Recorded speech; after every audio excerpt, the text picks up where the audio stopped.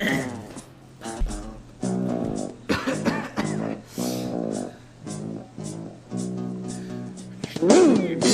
out of my bunker. Get out of my bunker. It's okay. I have an urgent. This is an urgent podcast. I have an N95 mask on. N95. Anything lower and you're susceptible.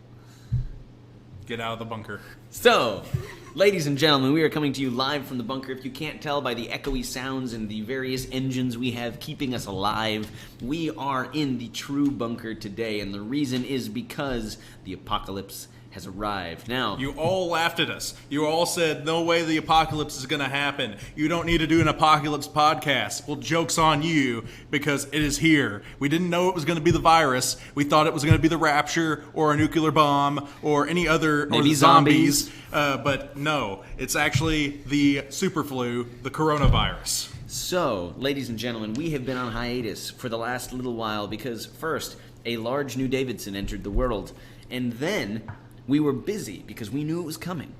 Yeah. Buying every single roll of toilet paper in every Walmart in the country. And ladies and gentlemen, we are now prepared for this apocalypse. We have 300,000, my bad, rolls per person.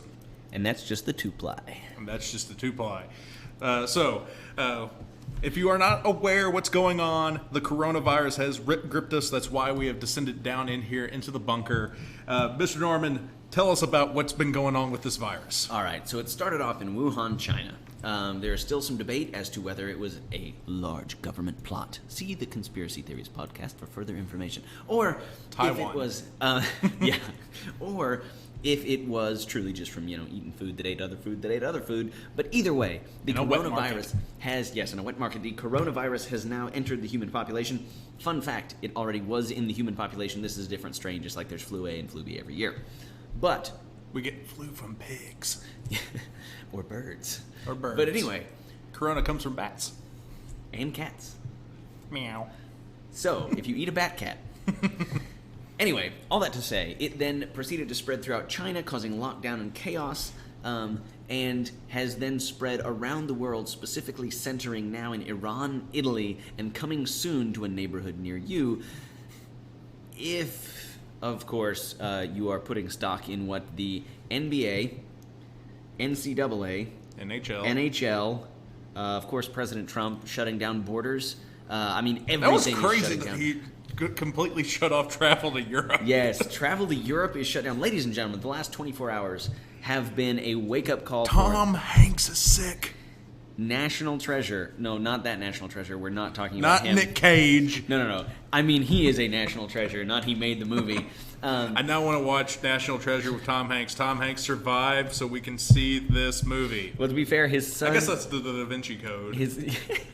Kind of. His son also just posted a video and said, Dad's not even really that sick. I can see Tom Hanks being the type of person to be like, I'm going to make everybody look like a fool and pretend that I'm sick. Yeah, we're not accusing him of that. We are not accusing him of that. Tom Hanks, come on the podcast, bring the rock. But, all of that to say, ladies and gentlemen, we believed this was crisis enough for us to return. So, quick timeline of the last 24 hours. Yesterday, as school was winding down, we began receiving rumors, in fact, not just rumors, news, that the NCAA was not going to allow fans to attend the NCAA March Madness tournament. Which would have been crazy to watch and a very interesting case study on how crowd affects higher seeds and lower seeds and momentum and all that fun stuff. Would have been incredibly exciting to see the entire tournament with just shoes squeaking. Yeah, and then the random parent in the back. Yeah, go Billy. Or just as we wanted to see one fan from each team. Yes, a single fan. Shout out CFB Twitter, Reddit CFB on Twitter. I apologize once again for the audio quality. If you want to hear good audio quality, listen to one of our previous non-bunker podcasts. However, after that shutdown, the NBA later that evening announced that they would be suspending play because they don't want LeBron to get a ring. And that one player kept on licking knobs. Yeah, if Rudy Gobert had just kept his hands to himself, bruh. But anyway, if you've been guarding Rudy Gobert in the last probably 36 to 72 hours, please contact the CDC. And then Donovan Mitchell got diagnosed earlier today. Yeah, I was high-fiving. But anyway, all that to say, we have now arrived at the point where all things have been shut down, and all things that have not yet been shut down probably will be. Universities are suspending in-person classes, and we believed it was the job, the duty of the TDWG podcast to make sure you are aware of what is going on and how to prepare for this apocalypse and the next one. Yes, so this is our Apocalypse podcast. We're going to provide you with some FYI on what to do whenever the streets are vacant and you hear just the rustling of a plastic bag flowing through the air. Or the tumbleweeds, like the ones that consumed that dude's house like 2 weeks ago. Look it up, it's real. They were like 50 feet deep. So, I am an expert in this because of my experience playing the video game Fallout and reading Stephen King's The Stand, which features the super flu. And Mr. Norman is an expert in this because of The Rapture. Yeah, that and the fact that my father is a former... Edited. And so because of that, we are a little bit prepared. So let's go through. We're going to walk through, and then we'll come back around to the coronavirus at the end and talk through the actual preparedness steps you could take. But first, we have 3 other potential apocalypses that could come upon us at any time, and then we'll come back. Yes, we talked about them at the beginning, or at least I think at the beginning of this one. I don't know. The coronavirus might be eating my brain since you infected me. Oh, gosh. But you have the nuclear apocalypse, in which an atomic bomb or a hydrogen bomb is set off, and we have mass assured destruction, and everything is destroyed, and whoever survives is fighting for resources with the cockroaches. Yep. And the Twinkies. You have the Rapture, in which God pulls those who are his, and like planes are crashing and all that stuff. And then last, but certainly not least, zombies. Yeah. So we'll just go ahead and start off and go in that order. So would you like to explain some nuclear apocalypse potentials here? What could happen if we were to go full mad with Russia? That is mutually assured destruction, for those of you who are not aware. Well, it would be like Mad Max a little bit. The first thing that would happen is, of course, the power would be knocked out because of the electromagnetic pulses. So we'd automatically lose all access to technology, like your phone. You keep on tapping and trying to see if that's still working. It's the super flu. It's the super bug. It's not the atomic bomb. Never trust the Russians. That would happen. And of course, if you are in direct path of an atomic bomb, you would just be eviscerated. You would have no chance at surviving whatsoever. And the radiation that would emit from that would probably kill most of the rest of the people slowly but surely in very painfully and deadly ways. And ladies and gentlemen, we are not here talking about a single nuclear bomb. We are talking about all of the nuclear powers unloading on each other with their pre-programmed. Think if War Games, the movie. If War Games, the movie, was not a simulation going on. So if that were to occur, state is very few people left alive, though many of those that are left alive are barely alive.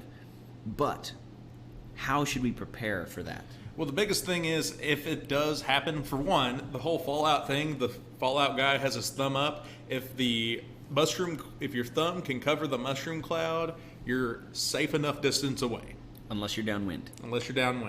Then you need to make sure that you're inside, you take a shower, and then after that you're pretty much done with your water there for a while. You need to make sure your windows are closed, all vents are kind of taped up, so nothing else can kind of penetrate inside your house. Then, whatever you have inside your house, hopefully you've prepped, like a Doomsday prepper like we have. Yes. That's what you're going to pretty much live off of for a considerable amount of time until the nuclear fallout kind of settles down, which can be years. Yeah, and the thing that I would say is if you are going to go full prepper for this specific thing, all you have to do, it's very simple, is just EMP proof your entire house. It's very basic. All it takes is probably several $1 million and lots of various types of metal sheeting and grounding. But aside from that, basic thing, you can also make sure that you are prepared by having in your house all of the foods that we know will survive a nuclear apocalypse. Twinkies, of course. Something else that is very good is canned sardines. Canned sardines taste nasty anyway, so you'll never be able to tell. Beans, of course. Rice. And of course you need all the bottled water and probably a thing to filter your urine. Yes, I mean, we're going full Bear Grylls here. So you need to have a filtration system approximately equivalent to what they have on the International Space Station installed in your basement. Mm-hmm. We have that. That will be very helpful. Yeah, we have it right over there. That's the humming noise you actually hear. Yeah, it's processing the last the last deposit. But the basics there should contain you. I would also highly recommend having some very high-powered defensive weapons for when the ants become supersized due to the radiation and attempt to eat you. Yes, and keep in mind, most apocalyptic movies show that humans are at war with each other. The enemy is not each other. The enemy are the giant ants, folks. It is. I mean, I don't think people realize how much of a threat that really is. I mean, those little mandible clipper things. I mean, they're having a massive world war as we speak with themselves. Exactly. And now, if they become bigger than us, they're of course going to try to take us out. I have witnessed firsthand the frontline war between the sugar ants and the fire ants. It happened through my house when I lived in Alabama, and it is violent and it is epic. And if it was happening with things that were, 9 feet tall instead of being less than a millimeter, it would have absolutely decimated the town that I lived in.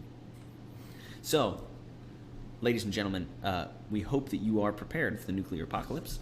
That is, however, just one of many. Yes. The next one, of course, is the one that you're in area. You're expert of area. Your area of expertise. Area of expertise. The coronavirus again. Remember, the rapture. Yes. So, rapture. Now, I will say, with this apocalypse, of course, the general approximation of it that is given by things like the Left Behind series is that all at once, out of nowhere, people will vanish. Their clothes will be laying there, and cars will be crashing. You'll see bumper stickers that say, like, in case of rapture, this car will not be driven by a human. Whatever. And all these people things. People actually have bumper stickers. I've seen it. There's a bumper sticker that says, in case of rapture, this car will be driverless. I'm pretty positive there will be a driver in that car now. Yeah. Anyway, so it's a whole side note. But yeah, so if these folks have not necessarily been reading. I know. If that type of rapture were to occur, then the best way to prepare is to not be left behind. However, because otherwise it's all going to heck in a handbasket. Yes, literally. It'll be very crazy. In fact, it'll be quite a show if you are stuck behind to watch. But I would recommend just try to keep up the good fight. Luckily, not that many people are supposed to be raptured, and so there will still be plenty of supplies and whatnot left over. It will just be very, very awkward. Yeah, very awkward as you look across at the other people and you're like, dang. So I'm stuck with you. Got it. But the good thing is, I will just throw this in there, is these visions of the terror of the rapture don't line up with what Scripture actually says about Christ. So if you really want to know, read the Gospels and see what Jesus says about his kingdom coming, and there's a lot more love and a lot less zapping that happens. But anyway, that's another side note. Feel free to go and read Scripture to get the actual picture. But if it were to happen, like the Left Behind series, then you'd want to prepare by being prepared beforehand so you're not left behind.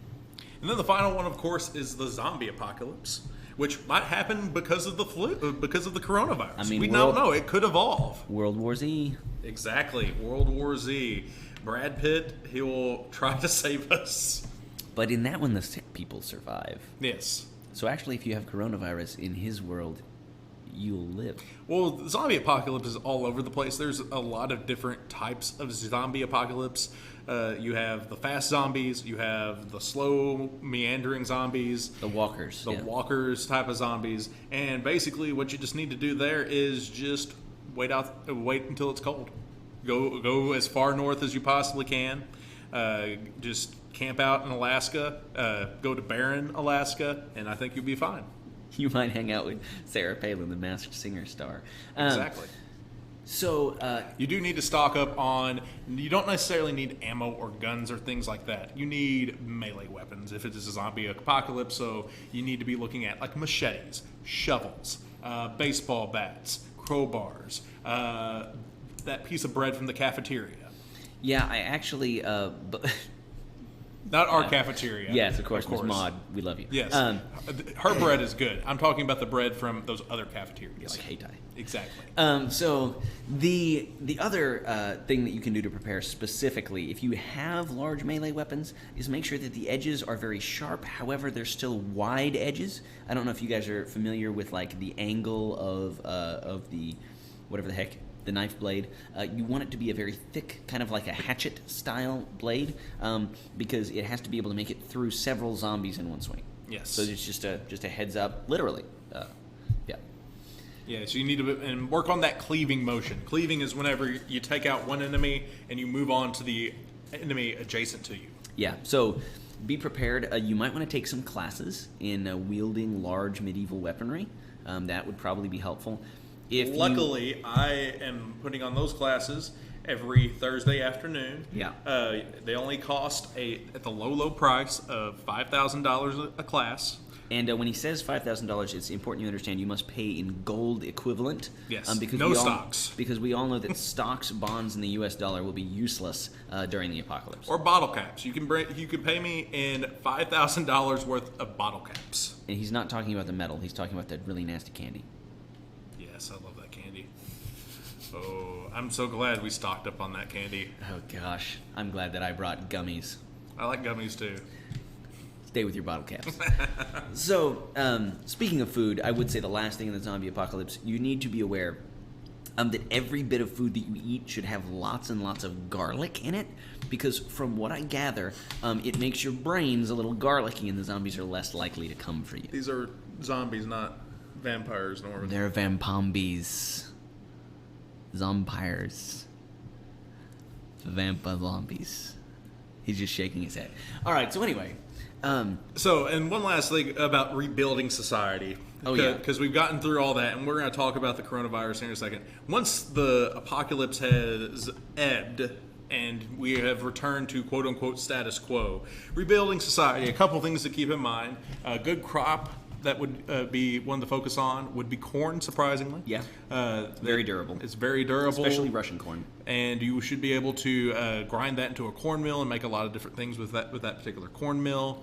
You need to make sure you filter your water. That would be a very important high-ranking thing. Charcoal is a very effective filtering system. And then last but not least, you need to find every possible transmitting station that you can possibly find and have our podcast, every single episode of our podcast here in the TDWG podcast in the Boot Hill, Missouri. There are radio stations in Crothersville.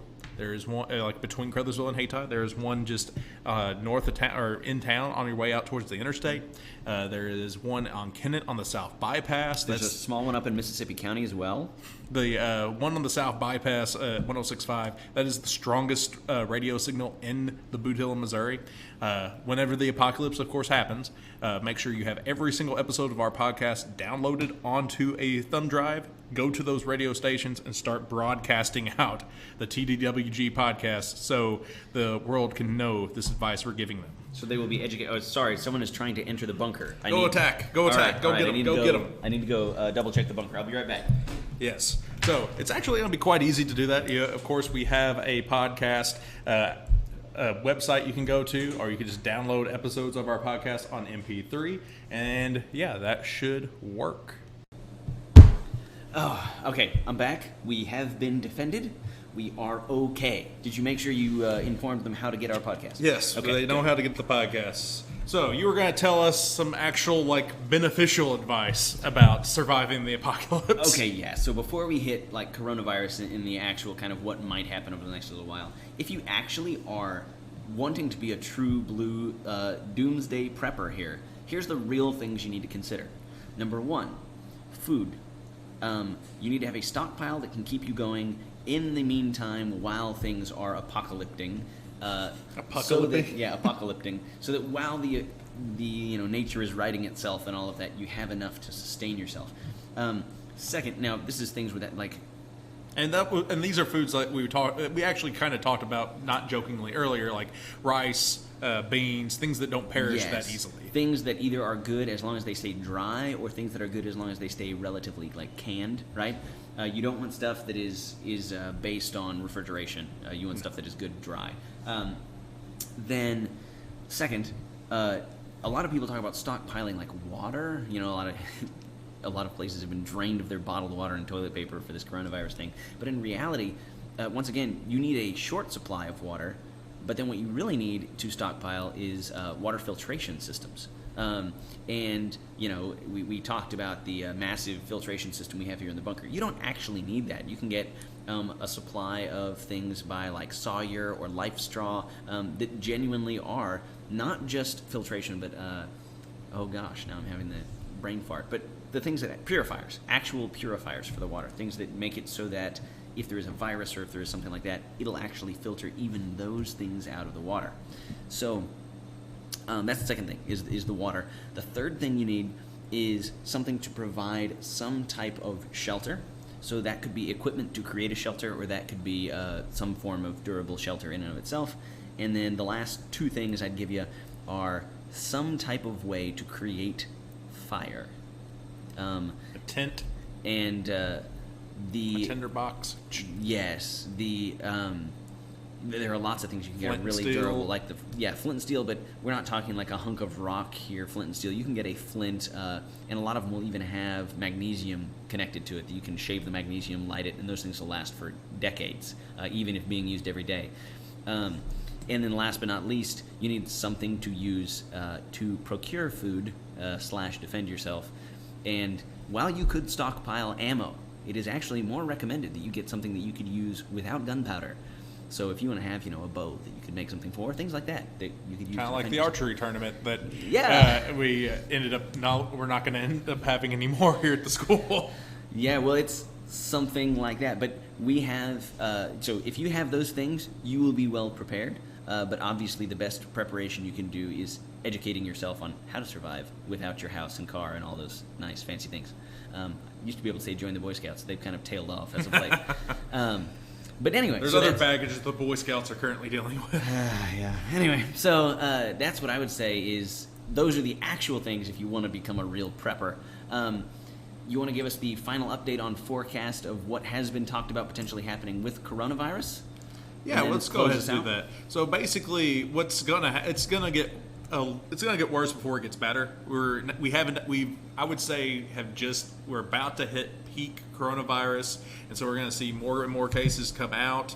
And they just canceled the Division I wrestling tournament for the rest.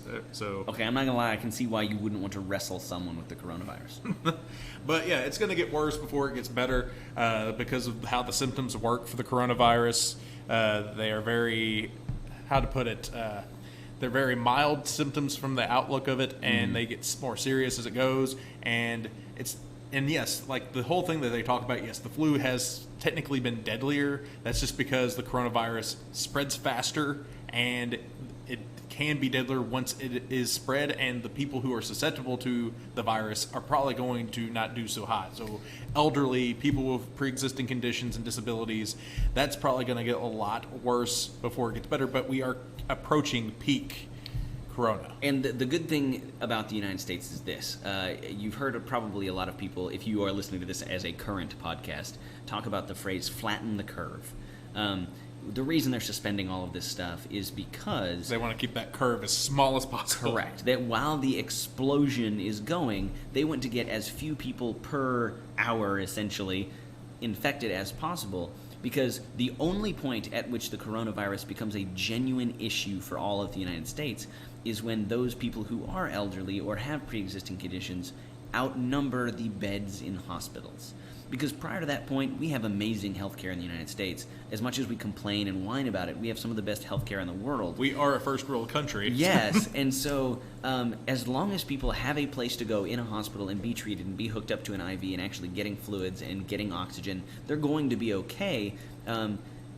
If, obviously, if they have serious pre-existing conditions or they are very elderly, that still might result in their death, as it has sadly already here in the United States. But for everybody else, if you have access to that hospital bed, you're going to be okay. So the point at which it crosses more people sick than there are hospital beds, and we're talking more people who are seriously ill, not like a young, healthy person who gets sick and could just stay in their house. That's the point where we get bad, and we are taking a ton of precautions right now. As much as people are bashing the government, they're doing quite a bit to limiting that cutting off travel to Europe seems like an extreme measure, but it was a very smart measure. Same thing, they had already canceled. They had already cut off travel to Asia. Them trying to get out these test kits as fast as possible has also been a beneficial thing. So it's moving in the right direction. The United States is probably one of the better places that you could get the coronavirus in. And so that's all we're trying to do is try to keep it down as much as possible. So until then, just do basic, general, run-of-the-mill health stuff. Wash your hands, don't touch your face, even though I'm touching my face as I say this. But we are in the bunker. So we are in the bunker, so we're safe. Don't. There's one student that I'm thinking of. I'm not saying their name because it's against FERPA, but they know who they are, and I know you are listening. You need to respect people's personal space. I know the student. So yeah, respect personal space. Wash your hands. Don't touch your face. Don't lick doorknobs. Yeah, don't lick doorknobs. Don't be Rudy Gobert. But in reality, a vast majority of people are going to be 100% fine. At its worst, this thing has a death rate of about 3.5%. Which is still pretty high. It's high. It's awful. It's terrible. But considering the flu is below 1%. Yes, but just meaning that leaves 98%, right? I mean, and so I know the math was bad. Really, it's 96.5. I get it, but the mix 96.5. But the point there being, it's not probably, Lord willing, it's not going to reach that point in the United States. It's below 2 in the United States as far as death rate is concerned. So calm down. To quote Franklin Roosevelt, the only thing we have to fear is fear itself. Well, yeah, we also have the coronavirus, I understand, but they also had the Great Depression, right? So don't freak out. Don't actually be one of the people who Don't sell all of your stocks. Yeah, don't write it out. Now it's not the time to sell stocks. If anything, it's time to buy. But point being, chill out, calm down. It's not the zombie apocalypse. It's not nuclear war. Ride it out.